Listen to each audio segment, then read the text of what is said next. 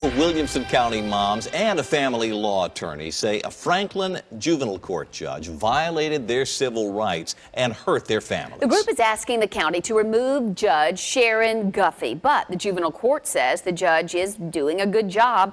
Fox 17 News' Dennis Ferrier investigates. Next, we have citizens communication. It is not the kind of testimony you expect at a county commission meeting. 7 parents parade to the microphone to tell horror stories. Each story will involve their kids and juvenile court judge Sharon Guffey, who they all blame for their unhappy endings. Divorce, homelessness, sexual assault. They say all of it happened because of what happened in Judge Guffey's court. Williamson County's Natasha Pavlovich is an actress, beauty queen, and pilot. But she had no idea how the hearing about who sees her daughter when would lead to drama she had never experienced. Someone needs to move out. A paternity hearing that does not involve property somehow suddenly involves the 5,000 square foot home where Pavlovich and her daughter live. Toss a coin if you have to. If you can't decide, then call me and I'll decide. The father was staying in the unconnected guest house. Nevertheless, Judge Guffey forces the issue. I get an order from Judge Sharon Guffey saying, mother is to vacate premises immediately.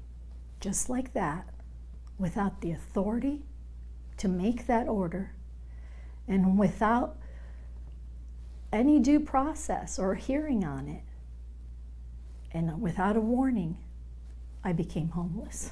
But with all due respect, if Your Honor, please, there is no authority of the court. I packed my car with some of my clothes, and I packed my daughter's clothes and some of her toys. And my dog, too. And I called up some shelters, and it was so crushing. And I didn't qualify for shelters because I was a homeowner. Family law attorney Connie Reguli says Judge Guffey's actions were illegal. The court had no jurisdiction to make a decision about who would live in the house that she was a joint owner with the father of her child. They just can't. Court can't make a decision without jurisdiction. What do you do when you're kicked out of your house and you have to sleep in your car and you get an email from your attorney that says you can't go home tonight? What do you do? Who do you call? It's with a broken heart I come to you. Allison Wolf and her husband were having trouble with their 15-year-old son. He was dabbling in drugs, hanging out with the wrong crowd. Finally, they called 911. But that move completely backfired when juvenile court Judge Guffey took the boy from his parents and put him into foster care. She felt that my son's father putting his hands on this boy and forcing him into a bedroom was abuse. My son was never abused by my husband. He was never beaten by my husband. He was put into his bedroom by his dad. The boy went to live in a trailer park in Laverne with a family that had multiple foster kids. When he went into foster care, he was sexually assaulted by another child in the home. He had to be taken to the ER, and they basically gave our son a rape whistle. Eventually, the Wolves got their son back. In fact, when the case finally went to another judge, that judge said, quote, while the court understands the minor child does not want to go home, the legal parents have a compelling, fundamental, and constitutional right to parent their child as they see fit. The court does not find that the parents represent any harm to the minor child, unquote. But it was too late. Well, there is no more family. My divorce was final this morning. So what are your options when you feel your judge has ruled illegally? We will answer that question coming up at 9:30, and we will hear from the Williamson County Juvenile Court. I'm Dennis Ferrier, Fox 17 News. Well, what does the judge have to say for herself after all this? And what are your options if you feel you are being mistreated by a judge? Fox 17 News' Dennis Ferrier now to continue our investigation. If a family ends up in juvenile court, you can assume something has gone wrong. But tonight, a group that says Williamson County Juvenile Court makes bad things worse. A group of Williamson County parents who don't know each other are banding together trying to remove Williamson County Juvenile Judge Sharon Guffey. They say Guffey violated their civil rights and their constitutional rights to parent. It was this kind of protest that led the state legislature to create the Board of Judicial Conduct, a board that investigates complaints against Tennessee judges.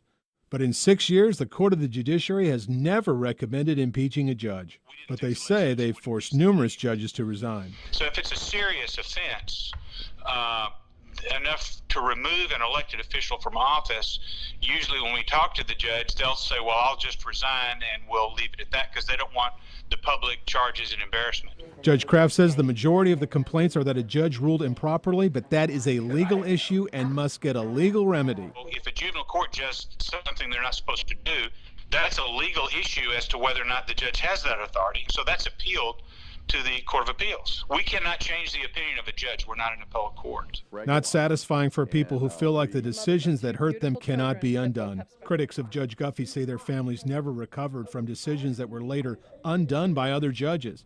Judge Guffey spoke briefly at the Williamson County Commission. My door is open, and I am happy to talk to each and every one of you at any time, because there are always many sides to the stories that we hear in juvenile court. Judge Guffey declined our request for an interview. The Juvenile Services Director says she was tempted to speak, but instead offered a written response. Quote, "We cannot discuss the cases because the law requires it, and more important, because we believe it to be in the children's best interest. Juvenile court encounters hundreds of children each year. The cases that are brought before the court are very complicated and have multiple factors that need to be considered, but the most important consideration is always safety of the children involved. The court will continue to remain focused on protecting children and appreciate your understanding of our responsibility to do so," unquote. I'm Dennis Ferrier, Fox 17 News.